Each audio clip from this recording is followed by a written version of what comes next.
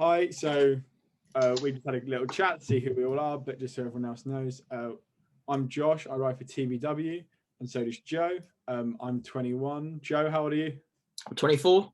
24. And then Louie, tell us a little about yourself. Who do you ride for? How old are you?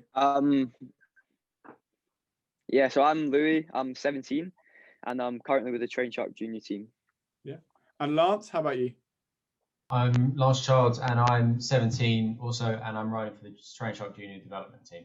Sweet.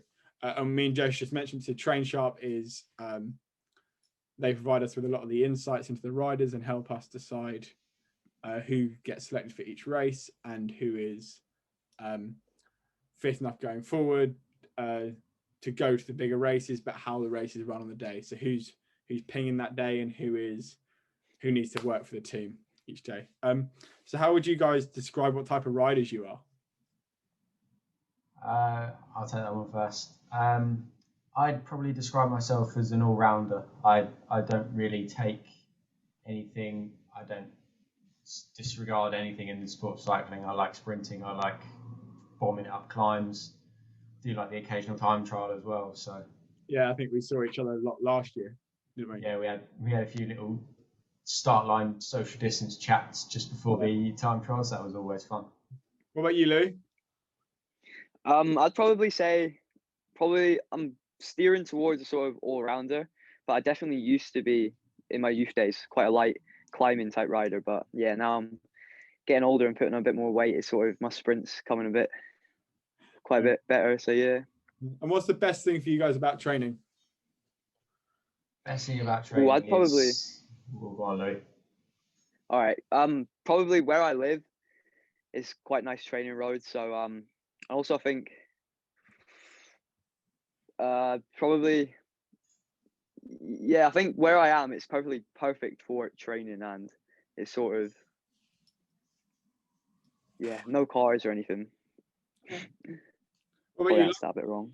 We all don't have an island to ourselves like Louie, but best thing about training is having some structure, and at the end of the day, you're doing what you love. For us, certainly, it's going out, having fun on your bike, and having a little bit of music as well. If COVID times now, you're just by yourself, just having fun and having some. Yeah, I'd probably. How you do it? Probably second that. Yeah, very nice. And what's kind of kept you guys going with the whole lockdown situation and not being able to race and the rest of it? The thing that's kept, certainly in the first lockdown, that kept me going was the strong results I had at the very start of the season. Early March 2020, I came out with 2 wins, 3 podiums, and I was going into it. I was like, I want to keep this form going and then use that as my base, and then go forwards from that point. And then, so yeah, that kept me. I think I did nearly 400 miles a week of lockdown because I was just on it, and I had so much form and so much confidence in myself. So that was what kept me going. Okay, nice. Yeah, I was probably the opposite to Lance. In fact, up in Scotland, we didn't really have much racing. I think I only really got 1 race, and that was a crit down in the borders. But for me, it's the fact not being at school, having the time to train. It just, yeah, that was something else. Just being able to train like a pro and having the time and just being able to, and the weather as well. We had really good weather. So yeah. I do have a quick question for you. Like now, is it like something? Do you train on the island and race on the island as well, or is it just literally you go fully committed and actually travel to mainland? Yeah, there's no racing on the island. I think the only cyclists who are over here are old guys who have just retired. So yeah, it's quite a bit of traveling and commitment, but it's all right. My dad's pretty well with taking me there. Oh, good. That's nice. What do you guys kind of? And also having the support like trainSharp have managed to although we never got to race any nationals, it was nice having them entering us, which also just having the extra costs of having to travel over there. It was nice that they subsidised some of it for us. Nice. As well. If you guys were planning to race the junior nationals, it would be, wouldn't it? Yes. Yeah. I was, I think, first reserve for the Hatherley National the week before it got cancelled. So I think we were all looking forward to that, and then it Yeah, because you'd have kind definitely of went out the window. First reserve, Yeah. you'd be in. Yeah, What's the rule of thumb? 10%? Have you heard that one? I think so. It's 10%. Yeah, so that's all right. What do you guys kind of want to achieve within cycling? What's your ambition? Because you're on the trainSharp program. You've got all the support that they can give you, and so where do you want to take it? I'd say probably as far as I can go. If I get the opportunity, I want to take it and run big races. The race that I would say I know that I've reached my aspiration that I could win as possibly a one day would be Tour of Flanders. If I could ever be at that point, then I would know that I've reached my aspiration. Yeah, okay, that's the one for you. That's the golden one. But as soon as I get to that point, it's not as if I'm fit. I'm not going to retire if I win it at age 21 and win the Tour of Flanders. But it's at that point I'll know that I'm possibly good enough. Yeah, nice. What about you, Louie? You got any marks or anything you want? I think, yeah, definitely the classics and sort of one day races attract to me more. It's definitely getting out onto the continent, hopefully this year if racing goes ahead, and just seeing how far I can take it, and just, as Lance says, whatever comes up, grasp it and just take that opportunity. Nice. And kind of from you guys, you're clearly supported by trainSharp and their the program the guys have set up around you. But what would you say to anyone kind of wanting to get involved in that, and how did you guys get involved? What would you say to anyone who's looking to get involved? Just a little rundown on that. Louie, if you want to For me, yeah, Louie, you go first. Yeah, for me, I was quite late to the sport. I joined as a first year under 16. So I never, at that point, I was just riding my bike and just trying to ride as hard as I can for training, thinking that would get me there, but it didn't really work out. So as soon as I hit junior, I saw trainSharp had been following them on Instagram for a while, and I saw they had an opening up for a junior team. So I just thought, why not? And then I got a message a couple of weeks later from, I think it was Paul, who said they'd like to take me down for a assessment weekend, and then it worked out from there. Quite a long way for you to travel, isn't it? Yeah, I think they originally just said it was for Southwest or Southeast riders, but then I think I missed that bit out reading about it, and just managed to get on. So yeah, good result, really. Oh, nice. Yeah. What about you, Lance? I think I'm the complete other end of the spectrum to Louie. I started cycling when I think it was 4, and started racing at 7. So I've been in this sport quite a long time. I got involved with trainSharp through one of my mates, VCL. I was at the track leagues, and they were saying, because I needed a coach for quite some time, and I had a few coaches, and we worked with a few, and then the opportunity for trainSharp came up, and I was like, well, I've seen how good they've trained riders such as Adam Blythe, and some of the actual big pro riders have been trained by trainSharp, and so I looked at that and just went, I'd love to try it. We went for the training assessment, and then I got the email to say I've been accepted for the team. Super. And what would you say to anyone who's looking to get involved in trainSharp? Definitely do it. It's like the best thing ever. Having structure and just being able to wake up in the morning and see what you've got for the day. It's just, it's good. Definitely. I've made the most gains with trainSharp than I have. I found there's also a level of accountability. You are. Oh yeah. There's someone who is going to call you up if you've missed it, and you're going to have to find a way to explain it. And I'd rather just do it. Yeah. But yeah, I would just say just go for it. It's when I went for the training weekend, you see the facilities they've got and the know-how that John, Alex, Chris Manamara, he's a really fast rider in his own right. Trained by? I'm trained by Alex Welbo. Okay, Alex. And yourself? Yeah, Alex. Nice. And he's quite well, because he's quite young as well himself. So he gets it, and he sort of, and as he's the junior coach there. He coaches most of the junior guys, so he's done it. He's coached us guys our age before to a high level, so it's nice being able to know that he can do it, so he can do it again. Very nice. Guys, we've heard you've got some questions for us. Do you want to fire away? Yeah, Louie, do you want to go for the first question? Yeah. So how did you guys actually come to joining TB23? Josh, want to go first? Yeah, go on. So I actually took a year out. I finished my A levels. Decided I was going to take a year out before going to university. And part of that training, I just went, I can't coach myself on my own. I'd coach myself to a 9th place at the junior national champs on the road race. I'd worked my way there. I was quite fit. I went, I can't do this on my own anymore going forwards, and called up trainSharp, kind of, look, this is who I am. This is what I want. What have you got for me? Rocked up for an assessment center. So TBW not involved at this point. Didn't have a team. I just had a coach. And then about 48 hours later, I got a phone call from Jason out of blue, just going, hey, heard you've gone with trainSharp. We'd like you to come with us as well, because they were quite well connected. So that's why I got that. So it's quite interesting. What about you, Joe? Yeah, so I actually was just racing, smashing out crits down at Cycle Park, racing against the TBW guys anyway. And Jason was down there with quite a few of them down there, and we started racing down there. And as they're linked with trainSharp, then Chris got in contact with me as after Jason was having a conversation with him. After basically they linked two and two together, and basically gave me a call, gave me an assessment weekend. Nice. Got that done, and then got an exception letter from them. Nice. Right, excellent. Big question for you two guys is how have you guys coped with the lockdown? Go on, Joe. It's all kicking off at this point. Oh, it's been hard, isn't it? Like there's no denying that at all for everyone. But it's just kind of knuckling down. It's using that time, and especially having trainSharp on board. It's really knuckling down, getting that structure done, and this is the perfect time to train and gain so much power, so much kind of like strength and endurance into your body itself. I've coped with it really well, to be fair.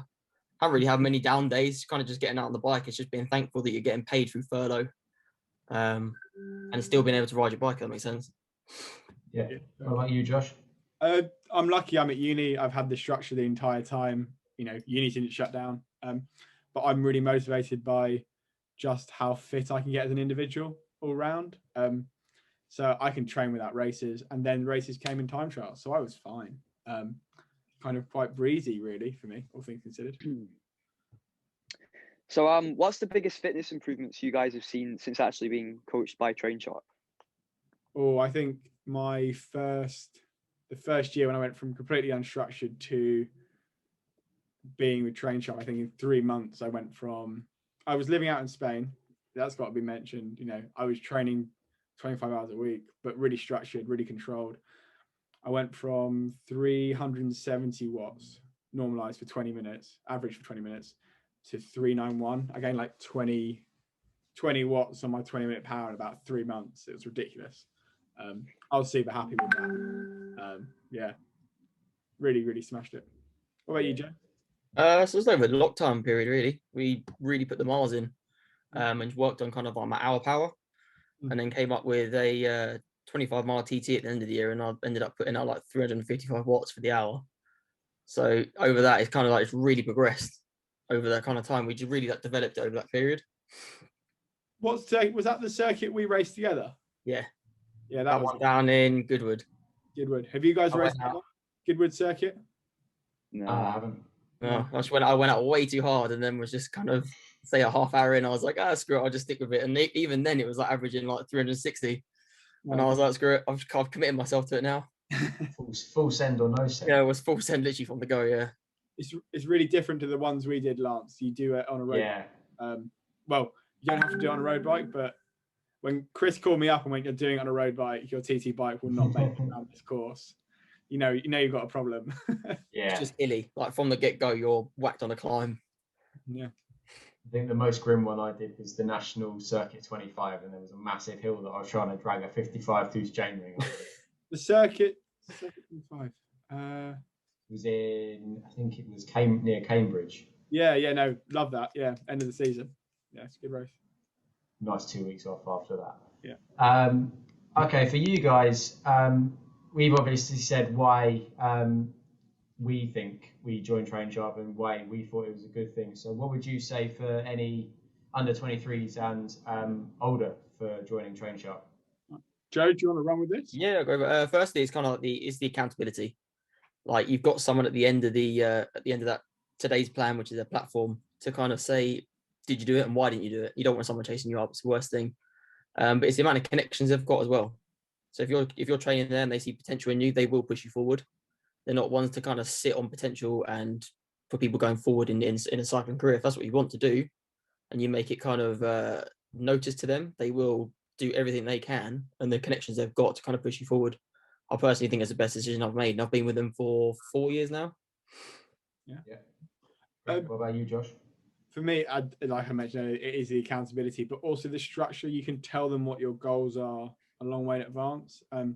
For me, this year, I've got slightly less hours to train and sat down with Chris and said, I want to do X, Y, and Z. And he said, look, we can do them, but we got to pick them out and we got to target those days in the year really early on. And just having someone with that knowledge and that background who can just help you tick away at them and know that your goals are going in the right direction, you're getting there. Just confidence that days on the bike aren't being wasted and you're really happy with it all. That's what I found is the biggest thing. You know, you do get to your goals if you put in the hard work. Yeah, excellent. So now obviously you guys are not been having much racing this year. What were your actual aspirations for going forward with cycling? For me this year, there's 2 races that the university does that are the Bucks. There's the Bucks 10 and the Bucks 25. And they got cancelled last year, and the year before I was coming back from I'd had heart surgery 3 weeks earlier and I got 25th. And it's on the closed circuit Lance has just talked about. And I genuinely think I can podium, if not win them. You know, and they're my goals. And I'm tapping away at them day in, day out. And hopefully they're on. I've put all my eggs in one basket for a race that may be cancelled. But I've got 1 year to do it. I graduate this year. That's my aspiration. I want to win that. What about you, Joe? What about you, Joe? Really, this year I really want to commit to kind of like Premier calendar. Fingers crossed is going to go forward and either kind of like top 10 in one of them. I believe I'm strong enough to keep up with the guys there. It's just basically having the faith in myself and really not knuckling down. Either something more hilly will probably go quite well, to be fair. Like get yourself in like a breakaway or something like that. Or just kind of like, because I'm not really a sprinter at all. I'd rather a breakaway or a climb to kind of finish it off on that. But either or will go quite well. That's the aim. That's the aspiration with that. And then if anything goes well, then hopefully, you never know, join a continental team or something like that. From here's the progression. Excellent. Do you guys have any other questions for us on a more personal level, life experience? We're a few years older. We can throw some things at you. I think for me, yeah, go on with it. Oh, sure, cool. Probably, what do you think of the gap between junior 2 and the 23? Because I mean, it looks quite big because obviously you're in under 23 for a lot longer than you are junior. So I found the gap between under 16 and junior bigger than the gap between junior and under 23. The nature of the race is still the same. You're now doing road races, and adult racing, under 23 racing is road races, whereas before under 16 is crits. But the guys at TrainSharp help you transition that really easily and help you build up. I think it's the miles and the legs that you don't have a 16-year-old. That's all. Yeah. I think you're better off answering that one. I only started when I was under 23. I started really late.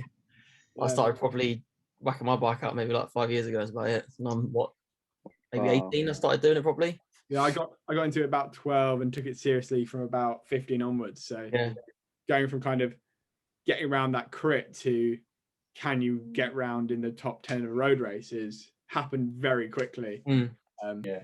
But the scene changed so fast.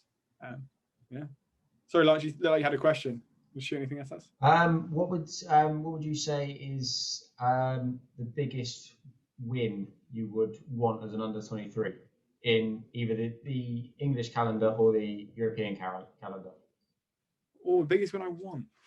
That's a good question. Biggest realistic? I don't know. Biggest realistic. Be as realistic as you want. I don't know. I'd love to have a set of bands on me.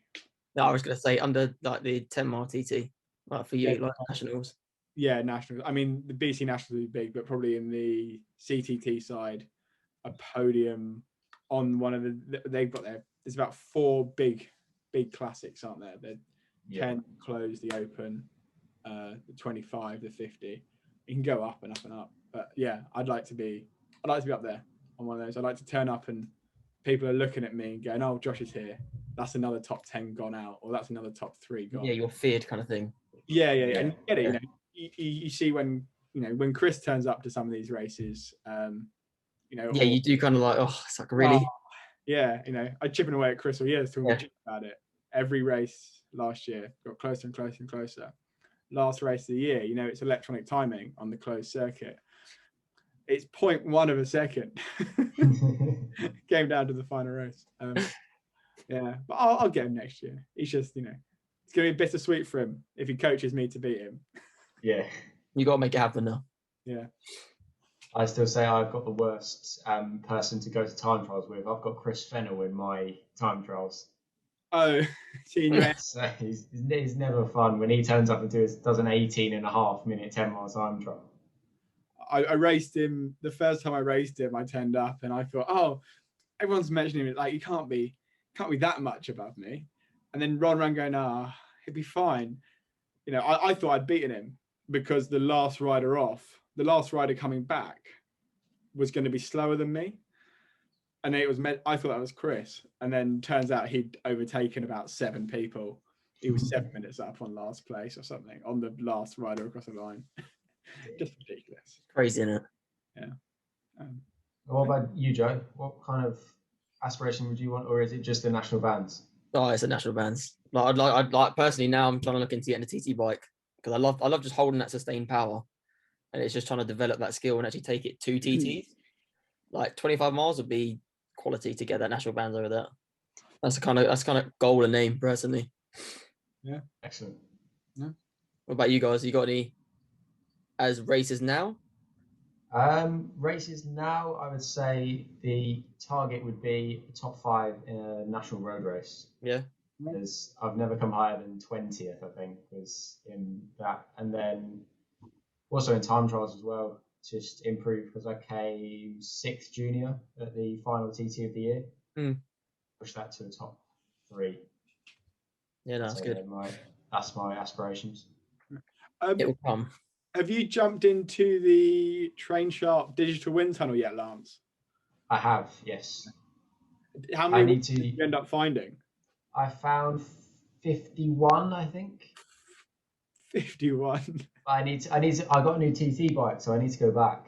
Yeah, so yeah. When it's open, I'll release everything that gets found. I think we'll find another 20 or 30. It's mega, isn't it? I think I was telling Joe today, I think I found 40 something in there.